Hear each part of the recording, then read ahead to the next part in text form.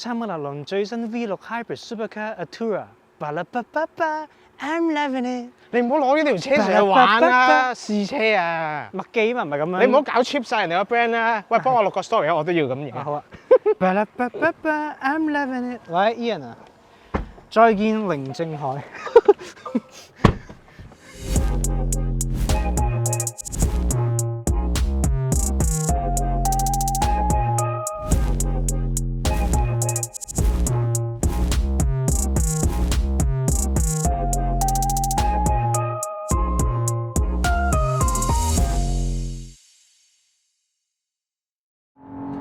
哇！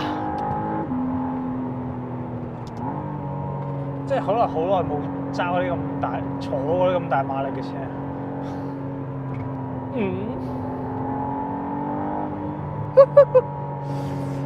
好啦，咁啊，我哋今日究竟係做乜嘢咧？我哋喺度中咧，我哋今日就係揸麥拿倫嘅 Artura。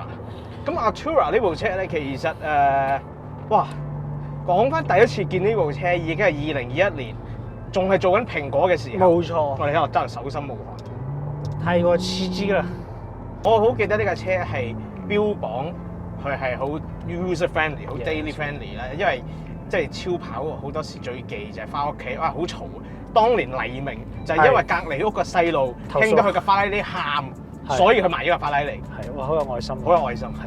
咁所以咧，而家今時今日 emission日趨呢個嚴峻啦，係咁啊，所以其實好多車廠都開始做啲 hybrid 嘅 supercar。冇錯。咁其實麥拿倫第一部 hybrid 就係10年前嘅 P1，係嗰部車都唔使多講 plug-in hybrid， 800幾900幾分 hyper car 嚟㗎啦，900幾分。咁啊，事隔差唔多10年，就推出翻呢部 Artura。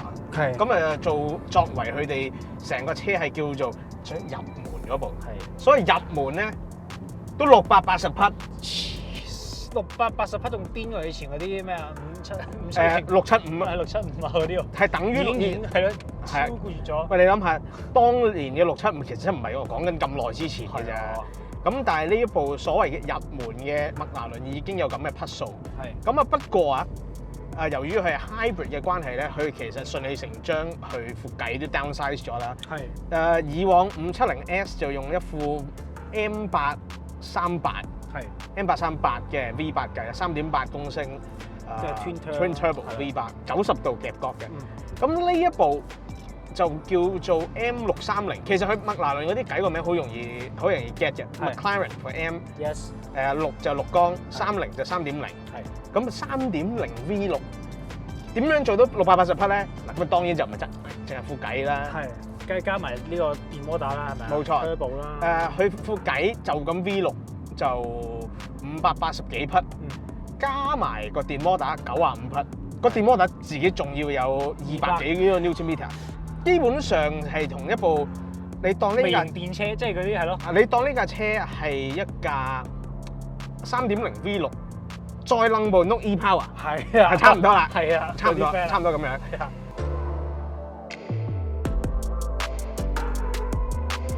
嗱，講真，如果佢純電模就冇乜嘢好睇㗎啦。你試純電咧就唔好啦。着翻個 engine 先。呢部車我覺得最得意咧，由於係 plug-in hybrid 咧，佢除咗真係插電入去啦，佢最直接嘅插電方法咧係 track mode 咯，即係直接攞個引擎轟爆佢就攞啲電。係啊。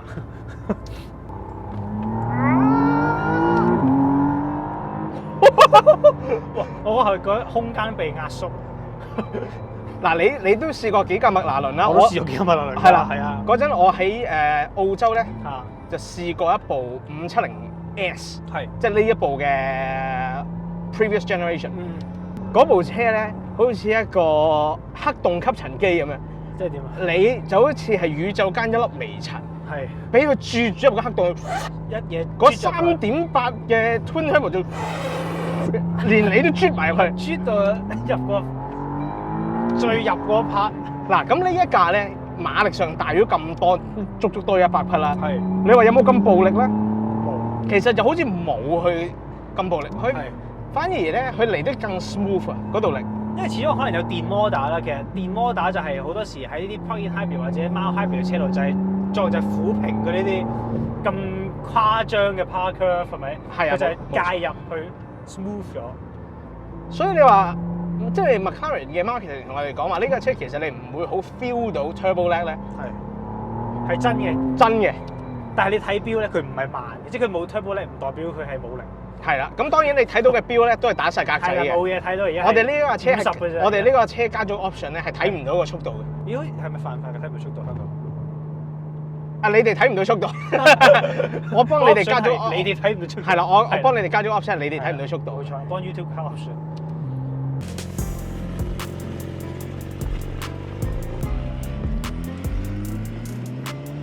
麥拿倫咧個樣我係幾中意嘅，係。但聲咧我一路都係覺得，喂，麻麻啲。麻麻啲喎，點解 V8 都好似啊361點嗰啲聲咁樣，即係361唔係361.8聲啊，361點做嘅 GT4 入面嗰啲車，永遠都好似吸塵機，都係得嗰隻聲咧。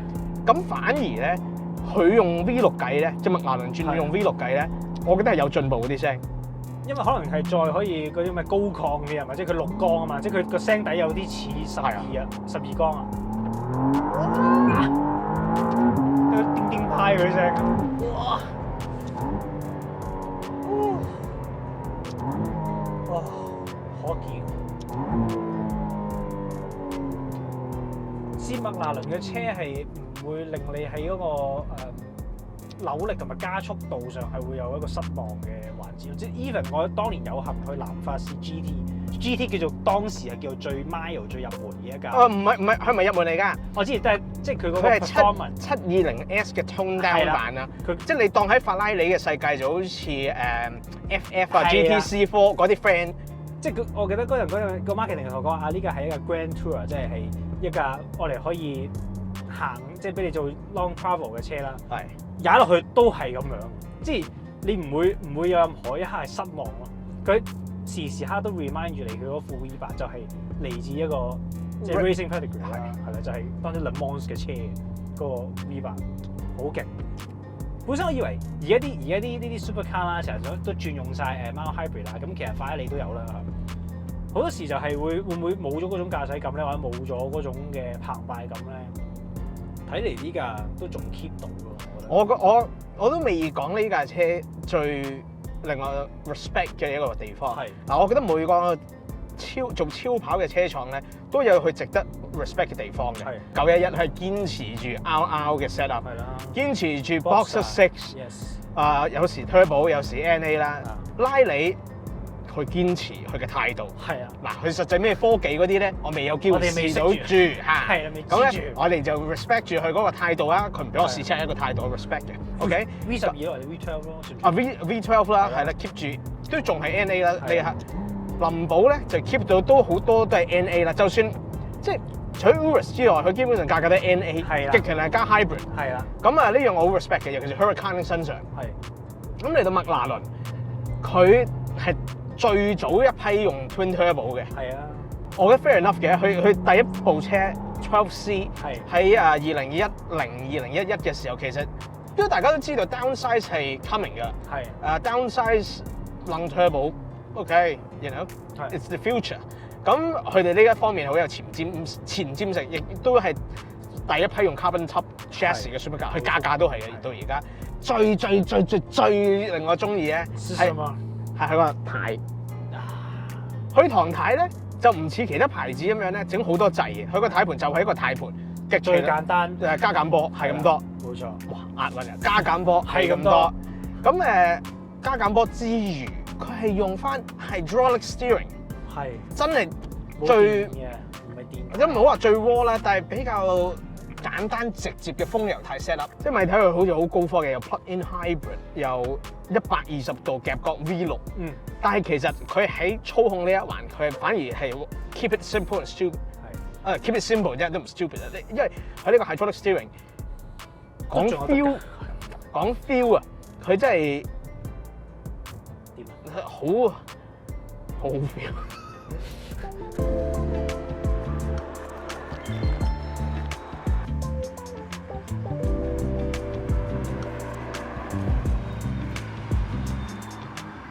麥拿倫嘅同事就同我哋講話，其實佢喺 track mode 嘅時候，佢同軚嗰個助力係會有少啲咁多。嘅時候，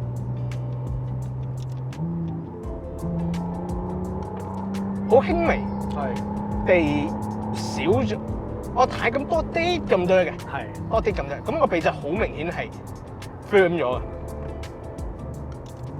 哇！佢拖波下都幾挫嘅，即係有個威猛喺度喎。威猛先生㗎。我就覺得林寶嗰個再嗰個直情係一巴煎埋嚟啦。嗰個當年嘅 I8咧都係 plug-in hybrid 嚟㗎嘛。咁我好記得 Jeremy Clarkson 試嗰架車就話咧 ，Fish and Chips 係咪？佢揀緊 M3 同佢啊嘛。係啊，定 M4係啊。佢話 If you want to save the planet, drive fast。因為寶馬嗰個 I8 當年咧，佢標榜你用 Sport Mode 定唔知點樣揸得快咧，佢嗰個電就叉得越快，亦都容易叉得滿。咁呢一架車咧，同樣原理，你 Track Mode 咧係叉電 mode 嚟嘅變相，即係基本上呢架車咧，我話你聽嗰個 scenario 應該係點用咧？係我當你住南區，我當你住葡萄園，黎明住嗰度。黎明，我當你住葡萄園。OK。咁你住 house 着車好嘈噶嘛？係。咁你啊 electric mode 出去，行到嚟鹿頸咧 track mode 一嘢就光。嗱，咁我嚟到呢度，你大概應該用咗20-30% 電啦。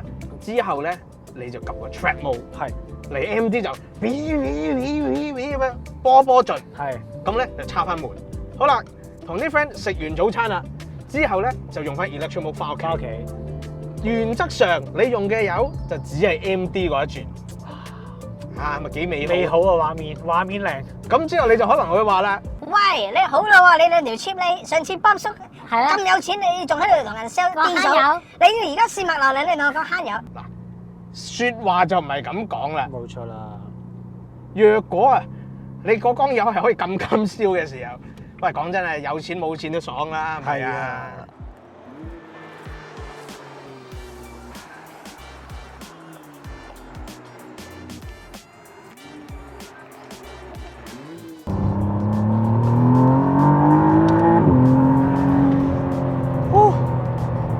震撼教育下先，其實真係不禁咧我哋啲咁嘅窮人都要問下，究竟喺香港有冇需要俾佢更大馬力咧？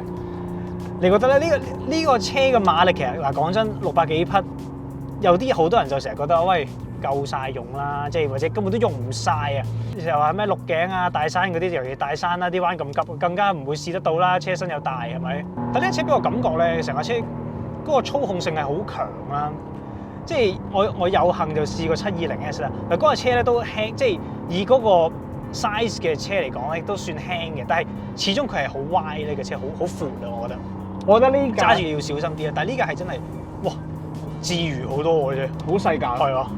其實佢似一架放大咗啲嘅 Lotus。係啊，其實我覺得無獨有偶嘅呢啲嘢，即係佢同 Lotus 嗰個造車哲學係好似嘅，都係想 keep 架車輕、直接，或者俾翻啲我唔想成日講個 raw 字，但係真係俾翻啲原始少少嘅駕駛感嚟嘅。嗱，呢架車都一樣係好多電子嘢嘅，係。佢有一個咩呢啲咩 dynamic mode 啊，嗰啲咩 dynamic control 係可以幫你甩尾啊，咩720S 嗰陣有咁樣 slip control、slip angle control。EDIF 嗰啲係嘛？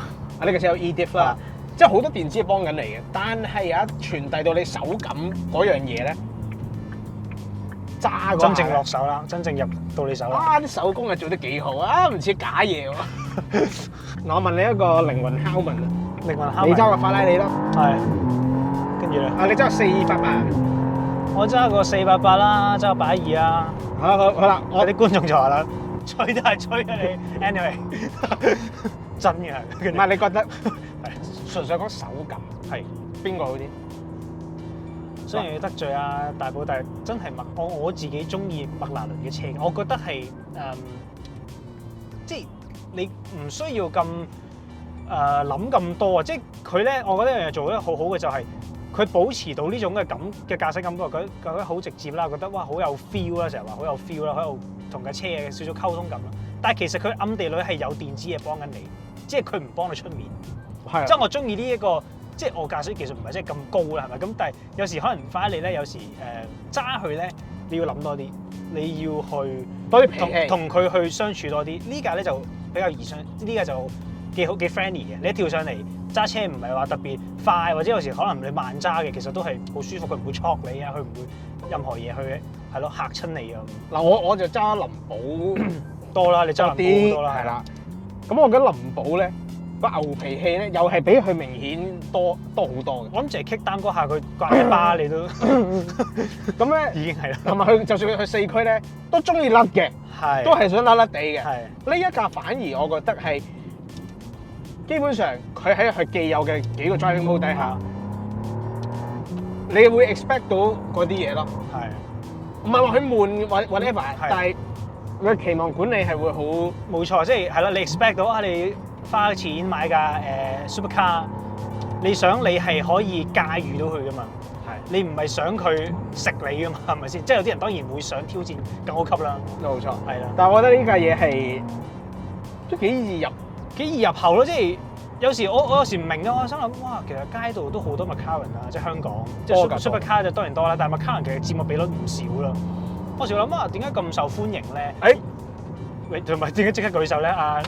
點解咁受歡迎？我話你聽啊，有一個好重要嘅原因，就係到大 Hydro Doors。哦耶，係喎，因為呢個拉里喺呢度嘅時候都冇大 Hydro 喎，即係去到呢個級別。拉里係要去到 LaFerrari 先有 SF90，我都唔記得係咪 SF90 好似普通門嚟嘅，普通門啊。咁所以林寶你又要去 Aventador 係啦以上，係啊。咁所以咧，你話如果想買一個 supercar，要睇得係打得嘅。但係你講緊揸緊嘅錢係3、4球，最直接一定係麥拿倫，係，因為你麥拿倫不論你男女老幼，都一定係咁樣開嘅度。冇錯。咁講真，嗱我哋撇車唔好講佢個 performance 啦，講威啦。係啊，喂你老闆咁樣開到門，夠威㗎。咪咯。係啊，其實夠威嘅。要嚟嘅始終要嚟1年1度嘅 Flat Out 慳友杯咧又舉行啦。不過今年咧我哋就唔玩環島啊，我哋玩環保啊，玩環保。咁咧我哋由鹿頸呢度出發翻去麥拿倫嘅 showroom 合和中心嗰度咧，一齊放工啦。咁就睇下究竟 Echo 慳有啲，定呢部比起 Echo 多咗6.8倍馬力嘅 Artura 慳有啲。冇錯，因為咧我哋上年實測呢架車咧5.3 L/100公里啦，800幾公里。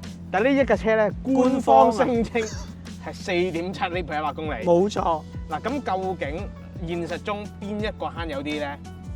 而家即刻攝入，哇！走入即刻攝俾你睇。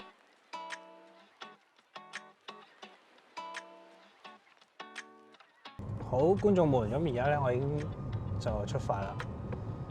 用咗電 mode 啦 ，electric mode 啦，咁嗰個infotainment 嗰個標版顯示咧，我 range 係29 km 嘅。咁其實頭先我哋喺度試車嘅時候，就攞個 track mode 去轟啦，咁啊叉翻電，咁都記得叉到係大概90幾%，差唔多到100㗎。咁我又試下呢度翻合和啦，睇下可以做到最低油耗數字係幾多啦。咁29 km 咧其實就唔夠行嘅，呢度翻合和咧就應該要40幾 km 啦，喺鹿頸嗰度去。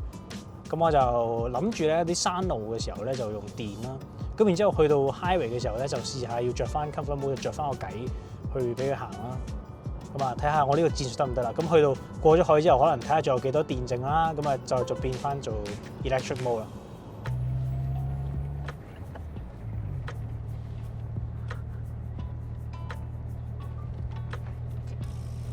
我今年揸 Echo 玩慳油比賽咧，可以話係進化咗。架車咧一嚟撈低約30 mm 咧，所以其實咧個風阻咧應該會比以往低。咁同埋我而家裝咗一個 OBD reader 咧，我係睇到實時嘅油耗啦、引擎溫度、計油溫度啦、行咗幾遠咧、行咗幾耐啊、電壓啦、kilometer 啦，乜都睇到嘅。咁不過而家有樣嘢唔係好 favor 嘅，就係咧佢嗰個進氣溫度係稍高啊，39度啊。咁而家出面溫度先23度啫。佢而家用電其實一秒油佢都用唔到啊！我而家係15點幾，即管睇下呢架得100匹嘅 Echo 慳唔慳得過嘅 Artura， 或者應該咁講啦，一個680匹嘅 Artura 慳唔慳有得過一個100匹嘅 Echo 咧？呢一個係會非常之 interesting 嘅。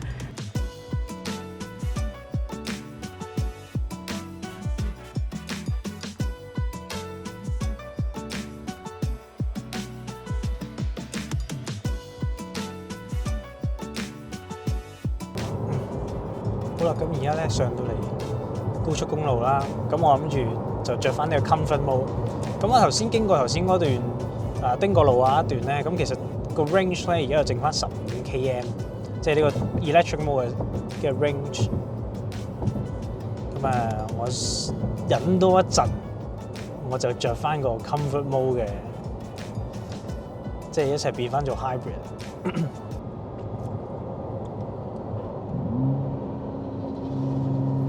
我已經聽到呢個 engine 着咗啦，已經係我嘅哀號聲啦。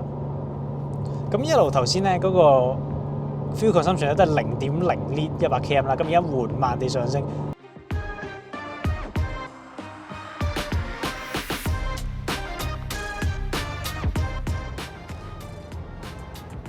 佢影下麥蘭，影下麥蘭。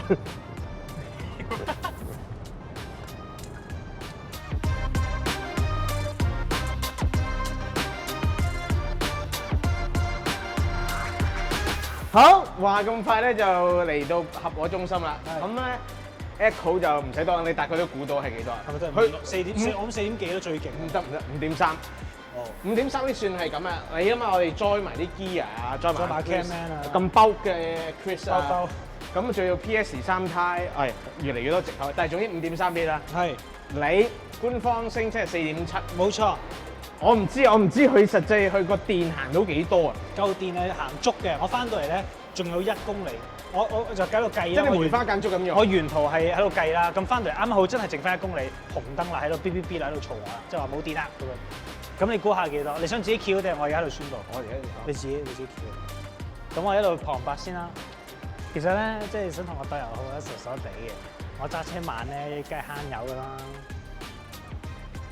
一陣間你如果佢發脾氣嘅話咧，大家咧記住俾啲 close up 佢，影住佢發脾氣。我宣佈呢架嘢係1蚊1公里都唔使。多謝。3.3 lit per 100公里，係比起我哋之前試嘅 Jazz EHEV 啊。呢個係咪 Vettel 嘅油耗紀錄啊？算係我哋試過最慳油嘅車。Yes。咁但係嗱，我話得嘅。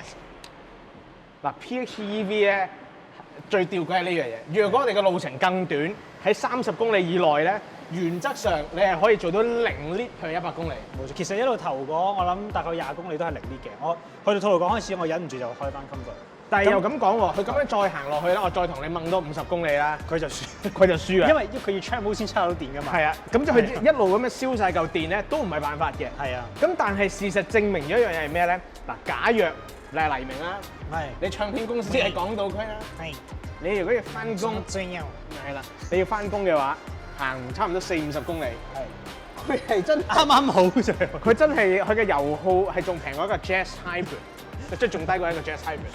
好荒謬啊！前提係你有得叉電，只要叉到電，而嗰個里程大概係喺30-40公里，係40-50啦，佢都真係好啊！但係佢嗰個電嘅 recharge 咧，我要講其實又 recharge 得幾快喎。佢淨係鹿頸嗰度咧，佢一路係22-23公里不斷喺度徘徊咯，所以嗰段我係冇少過。即係純電嘅 regen。我行咗6公里啦，但係我用嘅 range 用咗3公里。佢嘅 regen 係幾勁，但係冇得教咯。冇得教。又咁講啦，若果係一個純電車咁計咧，佢嘅 aerodynamic 都已經幫咗佢啦。所以慳油嘅車原來係阿 Do 啊！哇！慳油王 ，flat out 慳油王，阿 Do 啊！好啦，咁我哋係咪呢個我個老嘭嘭聲就俾佢忽咗。觀眾們，終於俾你贏翻次，唔使講咁多嘢啊！究竟你攞呢個出去同我鬥？我哋下次攞個720同佢鬥油耗，佢哋應該有5倍分別。多喎！除咗 like 同 subscribe，仲要記得撳埋個鐘仔啊！